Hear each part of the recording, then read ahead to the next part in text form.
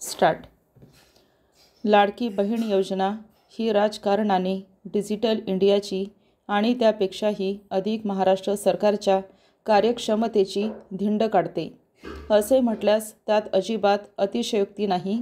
राज्यातील बँकांच्या बुडीत खात्याकडे निघालेल्या कृषी कर्ज रकमेवर गेल्या आठवड्यात लोकसत्ताने भाष्य केले. ही रक्कम 31,000 कोटींहून अधिक आहे.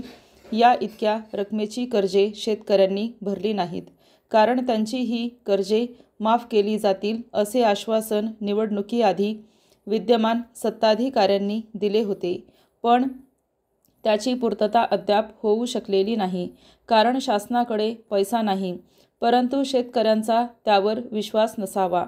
त्यांनी कर्जाचे हप्ते भरणे थांबवले.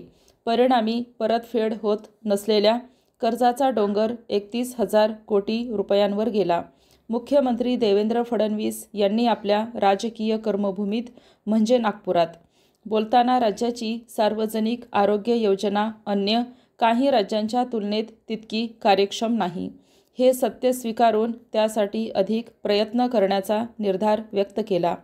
तशी वेळ त्यांच्यावर आली, कारण महाराष्ट्रासारख्या प्रगत वगैरे राज्याची आरोग्यासाठीची वार्षिक तरतूद जेमतेम 27,000 कोटी रुपये इतकी आहे.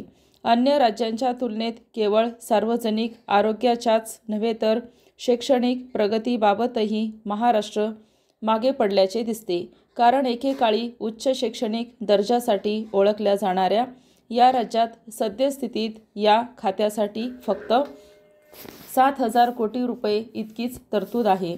शिक्षण आणि आरोग्य हे दोन कोणत्याही प्रदेशाच्या प्रगतीसाठी मूलभूत घटक. त्याबाबतच या महान राज्यात हात आखडता घेतला जात असेल तर प्रगती खुंटणार हे ओघाने आले. या पार्श्वभूमीवर हे राज्य एकट्या लाडकी बहीण योजनेवर 46,000 कोटी रुपये इतकी प्रचंड रक्कम खर्च करत असले आणि त्याचा सुयोग्य राजकीय लाभांश संबंधितांच्या पदरात पडत असला तरी या योजनेस डिजिटल धिंड असे का म्हणावे? परिच्छेद. या प्रश्नाचे उत्तर संबंधित खात्याच्या मंत्री आदिती तटकरे या स्वतःच देतात. भले त्यामागे सत्ता भागीदार एकनाथ शिंदे यांची शिवसेनेचे नाक कापण्याचा उद्देश असेल, पण म्हणून तटकरेबाईंच्या प्रामाणिकपणाचे कौतुक न करणे योग्य नाही. दस्तूर खुद्द मंत्रीणबाईंनी दिलेल्या तपशिलानुसार सुमारे 2.5 कोटी लाभार्थी महिलांपैकी 26 लाखांहून अधिक महिला लाडकी बहीण म्हणवून घेण्यास अपात्र ठरतात. म्हणजे एकूण लाभार्थींत हे प्रमाण 10% अधिक. अलीकडे सपक विनोदासाठी पुरुष कलाकार स्त्री पार्टांचे कपडे घालून सवंग बिंडोक मनोरंजनासाठी अचकट विचकट नाचतात. तसे लाडकी बहीण योजनेतही अनेक बापे घुसले आणि त्यांनी बहिणींसाठीची ही भाऊबीज लाटली. अशा ज्ञात पुरुषांची संख्या तूर्त 15,000च्या आसपास आहे.